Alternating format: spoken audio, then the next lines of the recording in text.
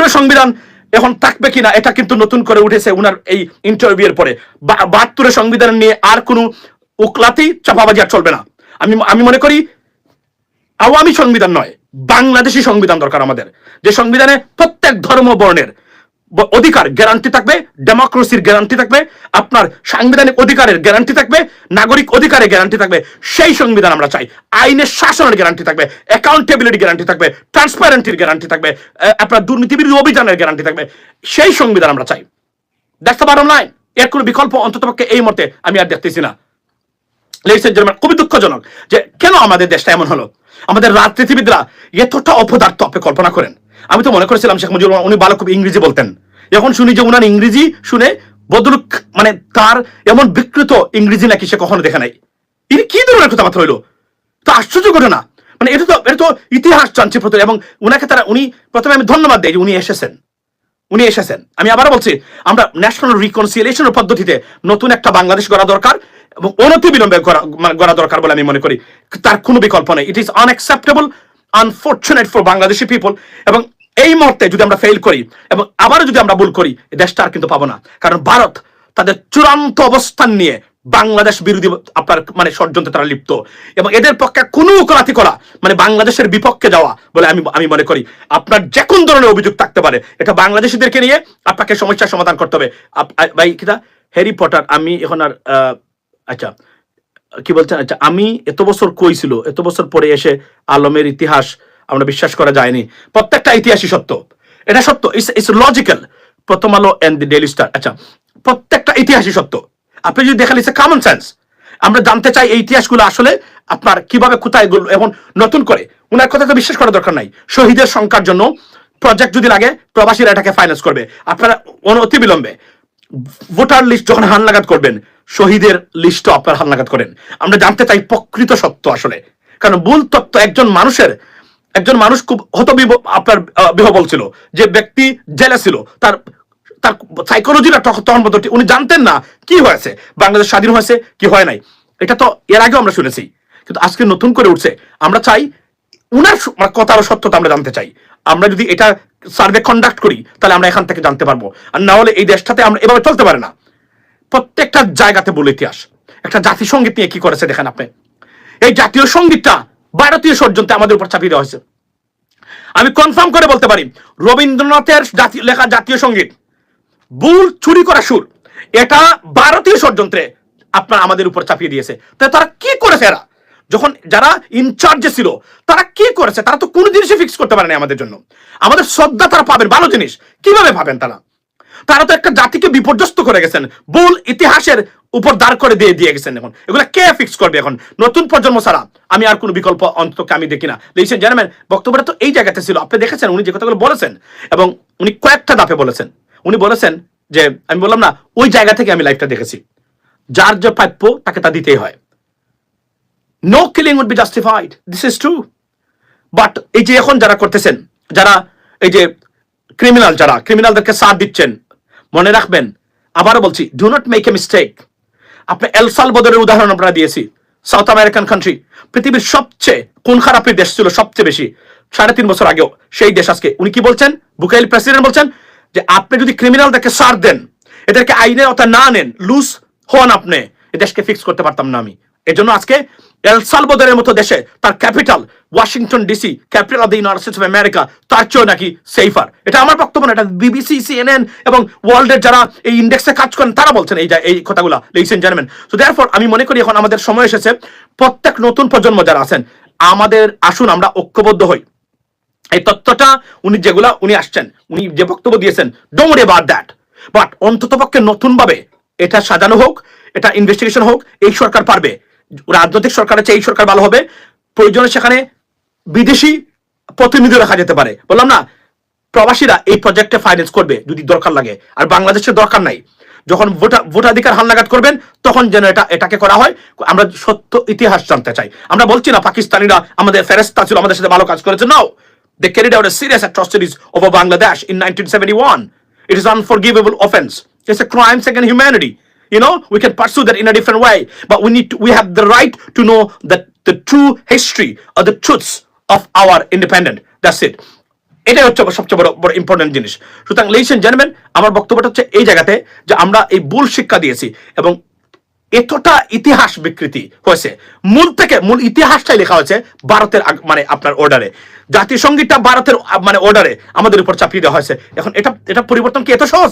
এটা সহজ নয়। It's gonna take time unless নতুন প্রজন্ম ইনচার্জ থাকে, রাষ্ট্রের দায়িত্ব থাকে। যদি আমরা দায়িত্ব নিতে পারি, নতুন প্রজন্ম প্রকৃত অর্থে এদেশের অনেক পরিবর্তন রাতারাতি হয়ে যাবে। না হলে এদেশের ভবিষ্যৎ এবং ভারতীয় যে ষড়যন্ত্র আছে, এই ষড়যন্ত্র রুখার মতো আমাদের রাজনীতিবিদরা কোনো অবস্থাতেই কম্পিটেন্ট না, তারা যোগ্যতাও নাই এগুলা করার। আন্তর্জাতিকভাবে আমাদের পলিটিশিয়ানরা যারা আছে, আন্তর্জাতিকভাবে কোনো জায়গাতে দাঁড়িয়ে বাংলাদেশকে রিপ্রেজেন্ট করার ক্ষমতা তাদের কোথাও নাই। এটা আমি মনে প্রাণে বিশ্বাস করি। লেডিস এন্ড জেন্টলম্যান, আজকে বাংলাদেশের রেকর্ড হবে এটা আমি জানতাম, কারণ এই জন্যই মানে এটা আমি জানতাম যে এটা তো ইতিহাস। It is unbelievable. ভদ্রলোককে লাইভে দেখা, it's just unbelievable stuff. It's not an easy, I mean it is very unexpected, right? সারা পৃথিবীর মানুষ গিয়ে দেখেন শেখ হাসিনা লাইভ দেখেছে, ইট ইজ পসিবল। জয়েশ এই লাইভ দেখেছে, তার 14 বংশ যারা আছেন তারা লাইভ দেখেছে, দেখতেই হবে। তার বিকল্প কি? এটা তো দেখার দরকার তাদের, এই জন্য তারা দেখেছেন। আমার প্রশ্নটা হচ্ছে এই জায়গাতে, no killing is justified, should be justified, but no true history at all. Well, আপনি বলছেন no true, আমি জানি না কোন ক্ষেত্রে বলছেন, আমি মনে করি এগুলো আমাদের জানা দরকার। আমাদের we need to rewrite our history, that's the bottom line, because আমরা কত মিথ্যার উপর থাকবো। আপনি দেখেন জাতীয় সঙ্গীতের প্রতি মানুষের অনাস্থা, why? Because চুরি করা সুর আমাদের উপরে চাপিয়ে দিয়ে আমাদের জাতীয় সঙ্গীত বানিয়ে দিয়েছে। কেন ভারতের একজন মানুষ জাতীয় সঙ্গীত দেখতে হবে? এটা বলেন আপনারা আমাকে, কতটা ইনকম্পিটেন্ট ছিলেন আমাদের রাজনীতিবিদরা আপনারা কল্পনা করতে পারেন? ভারতের একজন মানুষ, দেখেন ভারত কি করেছে, মানে তারা সব সময় ছিল বাংলাদেশকে তারা কুক্ষিগত করার প্রচেষ্টায়, সেই জায়গাতে প্রত্যেকটা জায়গা তারা সফল হয়েছে। আজকে এসে আমরা নতুন প্রজন্ম, আমি মনে করি জাতীয় সঙ্গীতকে রিভ্যালুয়েট করা দরকার, whether we should keep it or not. I mean, this is the bottom line. এবং সেকেন্ড থিং হচ্ছে আমাদের মুক্তিযুদ্ধের ইতিহাসটাকে আমি যদি বলি যে পুনঃপ্রবর্তিত করা দরকার, এটাকে আবার নতুন করে লেখা দরকার। একদম সত্য, সেখানে থাকতে পারে আওয়ামী লীগপন্থী মানুষ, সেখানে থাকতে পারে ভারতপন্থী মানুষ, সেখানে থাকতে পারে সব দলের পন্থী মানুষ, এবং একটা বিশেষজ্ঞ কমিটি যারা এটা প্রকৃত ইতিহাস, বিশেষ করে শহীদের সংখ্যা তথ্যের ভিত্তিতে বাড়ি বাড়ি গিয়ে জানতে হবে কত মানুষ মারা গেছিল।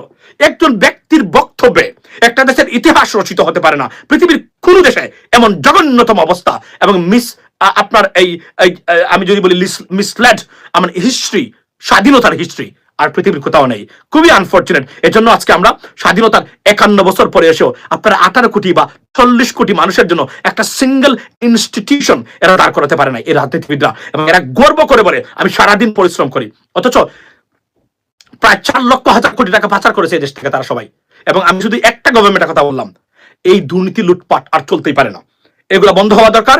আমাদের দেশটা, আমি আবার বলছি, নতুন প্রজন্ম ছাড়া যারা বিদেশে লেখাপড়া করেছে, বিদেশে রাজনীতি জানে, আমি আবার বলছি বাংলাদেশে বসে আপনি রাজু ভাস্কর্যে গিয়ে আপনি রাজনীতি জানবেন আর রাজনীতিবিদ হয়ে সারা বিশ্ব, এগুলা হবে না।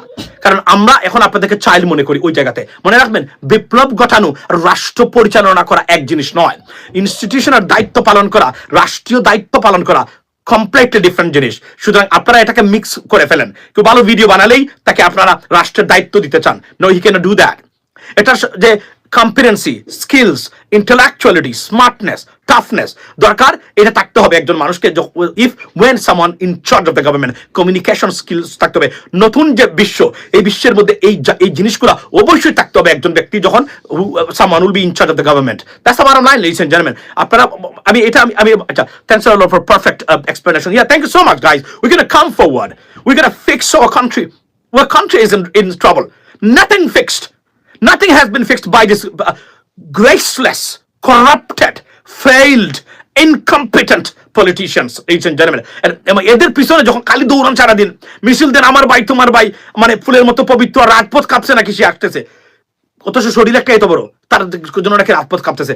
এই নোংরা অপদার্থ স্লোগান রাজনীতি থেকে বেরিয়ে এসে পরিচ্ছন্ন আন্তর্জাতিক মানের পলিটিক্স ব্যবস্থা, পলিটিক্যাল ব্যবস্থা আমাদের দরকার অনতি বিলম্বে। তার কোনো আপনার বিকল্প নেই, রাইট? তো আমরা একটা অপদার্থ জাতিতে পরিণত করেছে আমাদের এই রাজনীতিবিদরা। এরা কোনো কিছু শেখায় নেই আমাদের নতুন প্রজন্মকে। মিথ্যা, ভুল, দাগাম্বর এগুলাই শিখিয়েছে, সন্ত্রাস বানিয়েছে, লুটপাটকারী বানিয়েছে। দুর্নীতি এতটা রন্ধ্রে রন্ধ্রে ঢুকে গেছে, ইট ইজ আনবিলিভেবল। দুর্নীতি চিরতরে কমাইতে গেলে আমাকে দিতে হবে রাষ্ট্রের দায়িত্ব। Me.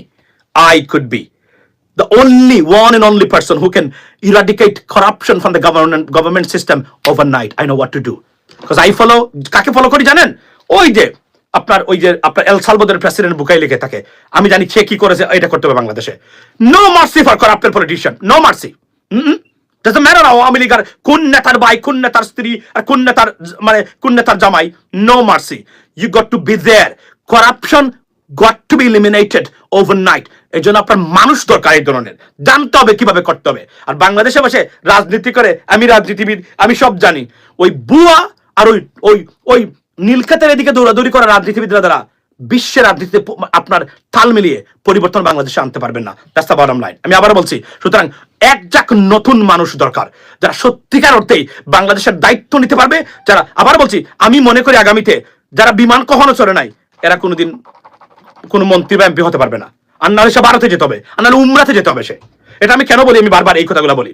লেখাপড়া থাকতে হবে অফকোর্স, মিনিমাম ব্যাচেলর ডিগ্রি নিচে কোনো উপদেষ্টা দেওয়া উচিত নয়, কোনো মন্ত্রী দেওয়া উচিত নয়, মিনিমাম। আবারও বলছি, এরপরে হচ্ছে গিয়ে বিদেশে লেখাপড়া করা মানুষকে প্রাধান্য দিতে হবে। মনে রাখবেন, আপনি যখন বাংলাদেশে পড়ালেখা করেছেন, আপনি 3,500 ঢাকা বিশ্ববিদ্যালয়ে পড়ালেখা করেছেন, তো 3,500 র্যাঙ্কিং এর বাইরের একটা প্রতিষ্ঠানে আপনি লেখাপড়া করেছেন। That's the bottom line, whether you agree or disagree with me, that's, you got to believe this. So ladies and gentlemen, আমরা মিথ্যা ইতিহাসের দ্বারা প্রভাবিত, মিথ্যা ইতিহাস আমাদেরকে শেখানো হয়েছে। এগুলোকে জাস্টিফাই করে তদন্তের মাধ্যমে নতুন করে আমরা বাংলাদেশের ইতিহাস বিনির্মাণ করা দরকার, লেখা দরকার। we need to rewrite our history. That's the bottom line. Because এগুলো তো মানুষের, এই যে এখন কে বিশ্বাস করবে মানুষের ইতিহাস? আপনি বলেন তো, এখন যদি বলে যে কত লক্ষ শহীদ হয়েছেন, তে পাশ করার জন্য বলবে 30 লক্ষ, আবার মনে মনে বলবে মানে হারামজাদা এটা তো 3 লক্ষ। এটা হতে পারে না। একদম ট্রাস্টেড ট্রু ইতিহাস আমাদেরকে জানতে হবে, আমাদের নতুন প্রজন্মকে। একটা দেশের মুক্তিযুদ্ধের ইতিহাস যদি এতটা বিকৃত হয়, এই দেশের আর কিছু থাকে ভাই? কিছু থাকে? আপনারা বলেন, কোনো কিছু আর বাকি থাকে অবশিষ্ট থাকে না। এই দেশ ইজ গন, ইজ ডান। এটা হচ্ছে সবচেয়ে বড় লাইন। এজন্য আমরা দাঁড়াতে পারে নাই 51 বছর পরে, একটা সিঙ্গেল প্রতিষ্ঠান এরা দাঁড় করাতে পারে নাই। আমি পার্ট 1, আমি তো ভিডিওটা দেখি নাই, আমি দেখতে হবে মূল জায়গা। আমি যে জায়গা থেকে দেখেছি সেই 2-1টা পয়েন্ট নিয়ে আমি কথা বলতেছি এখন আপনাদের সামনে, বাট আমি দেখবো সময় করে। It's take time and I don't have this to be honest a long time to watch any video like that, so I have to watch it. Then I need some time and আমি review করব প্রত্যেকটা তথ্য। আমি মনে করি নতুন ইতিহাস we get to rewrite our ইতিহাস। এবং যখন ভোটাধিকার হবে না, তখন আমরা এই জিনিসটা করা যেতে পারে এক্সট্রা বরাদ্দ দিয়ে, তার কোনো বিকল্প নেই। Ladies and gentlemen, once again, thank you so much যারা এখন পর্যন্ত for being with me right now. I mean it's late night already, এবং এখনো যে আপনারা আছেন এখানে আমার বক্তব্যটা শুনলেন, অসংখ্য ধন্যবাদ আপনাদেরকে। and don't forget to subscribe and support channel US Bangla. মনে রাখবেন, আমাদেরকে সাপোর্ট করা দরকার, কারণ এই দেশকে টিকিয়ে রাখতে গেলে কিছু মানুষ আছে ব্যক্তিক্রমে, এদেরকে রাখতেই হবে আপনাদেরকে লাইনে, তার কোনো বিকল্প নেই। কারণ will never be biased to a self interest. ব্যক্তিগত স্বার্থের কারণে আমরা কখনোই বায়াস হবে না, দেশের মানে বিপক্ষে যাব না। এই মানুষগুলাকে সবসময় বাঁচিয়ে রাখবেন। এই ধরনের মানুষ যারা আছে, ভণ্ড প্রতারকের অভাব নেই, আই আন্ডারস্ট্যান্ড দ্যাট, বাট যারা সেলফলেস, যারা নিঃস্বার্থভাবে দেশকে সেবা করতে চায়, দেশে কন্ট্রিবিউট করতে চায়, তাদেরকে সাপোর্ট অবশ্যই বজায় রাখবেন।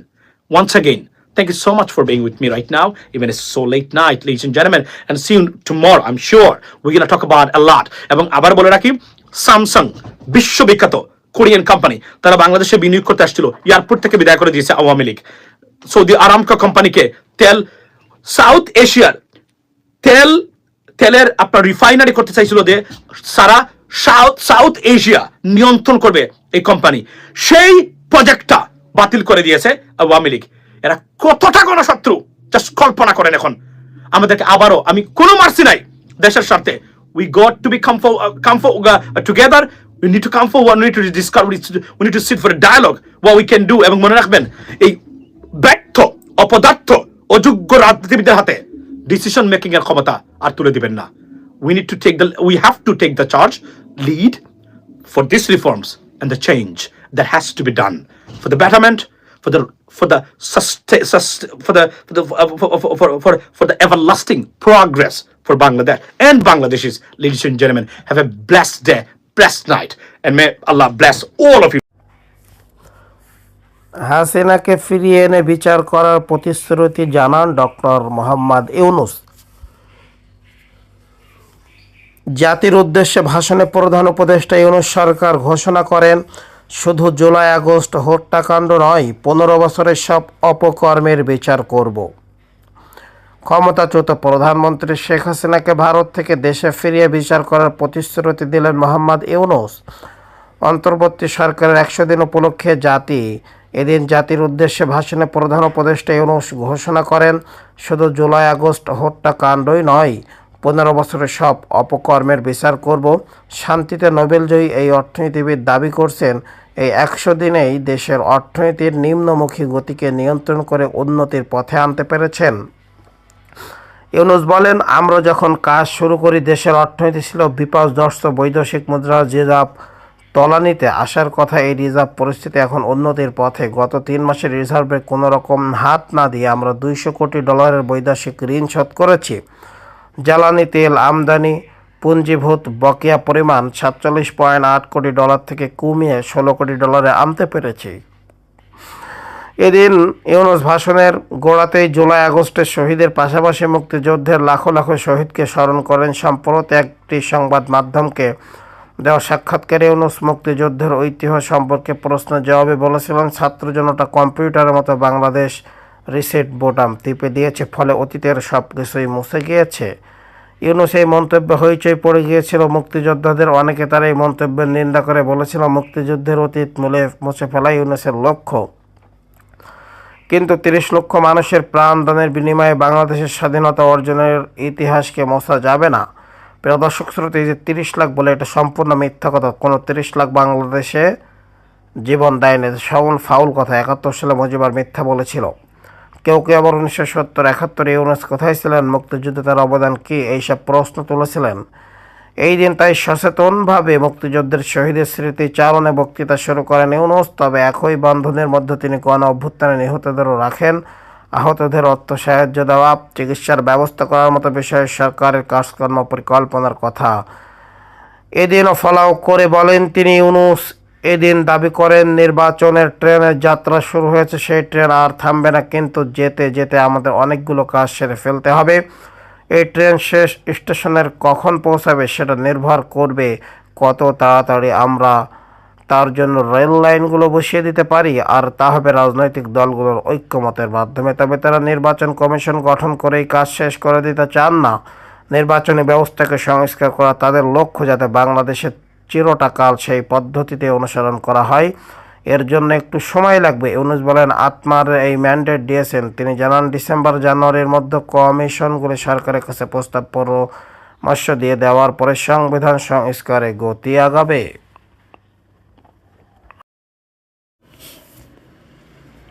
প্রিয় দর্শক শ্রোতা, ইতিমধ্যে আওয়ামী লীগ সাধারণ মানুষের পেটে লাথি মেরে নিজেদের ভাগ্য গড়েছে, এমনটাই মন্তব্য করছেন বিএনপির যুগ্ম মহাসচিব ইমরান সালেহ ফিরিন্স। প্রিয় দর্শক শ্রোতা, বিএনপির যুগ্ম মহাসচিব সৈয়দ ইমরান সালেহ ফিরিন্স বলছেন, আওয়ামী লীগ উন্নয়নের মিথ্যা গল্প শুনিয়ে লাখ লাখ কোটি কোটি টাকা লুটপাট করেছে। কৃষক শ্রমিক সহ সাধারণ মানুষের খেটে খাওয়া মানুষের লাথি মেরে নিজেদের ভাগ্য গড়েছে, আঙুল ফুলে কলা গাছ হয়েছে। শনিবার 23 নভেম্বর বিকেলে ময়মনসিংহের হালুয়াঘাট উপজেলায় বিলেডোরা ইউনিয়ন কৃষক দলের উদ্যোগে আয়োজিত কৃষক সমাবেশ প্রধান অতিথির বক্তব্যে তিনি এসব কথা বলেন। এ সময় তিনি বন্যায় ক্ষতিগ্রস্ত কৃষকদের মাঝে রবি শস্য বীজ বিতরণ করেন। সমাবেশে ইমরান সালেহ ফিরিন্স গত বন্যায় বিলডোরা ইউনিয়নে বিএনপি ত্রাণ কার্যক্রমের কথা উল্লেখ করে বলেন, স্বয়ং তারেক রহমান পত্রিকায় বিলডোরা গ্রামে বন্যায় অসহায় মানুষের কথা জেনে আমাদের পাঠিয়েছিলেন সহায়তা করার জন্য। তারেক রহমান সব দিকে খেয়াল রাখেন। শুধু লন্ডন নির্বাচনে থেকেও বিলডোরা গ্রামের অত্যন্ত এলাকায় দুর্দশাগ্রস্ত মানুষের কষ্ট তারেক রহমানের দৃষ্টি এড়ায়নি। তিনি চারণ নেতায় পরিণত হয়েছেন। এছাড়া তিনি বলেন, অপ্রয়োজনীয় মেগা প্রজেক্টের নামে আওয়ামী নেতারা মেগা দুর্নীতি করেছে। চট্টগ্রামে শেখ হাসিনা তার বাবার নামে অপ্রয়োজনীয় টানেল করে নিজের জন্য কোটি কোটি টাকা অপচয় করে 7 তারকা অতিথিশালা নির্মাণ করেছিলেন।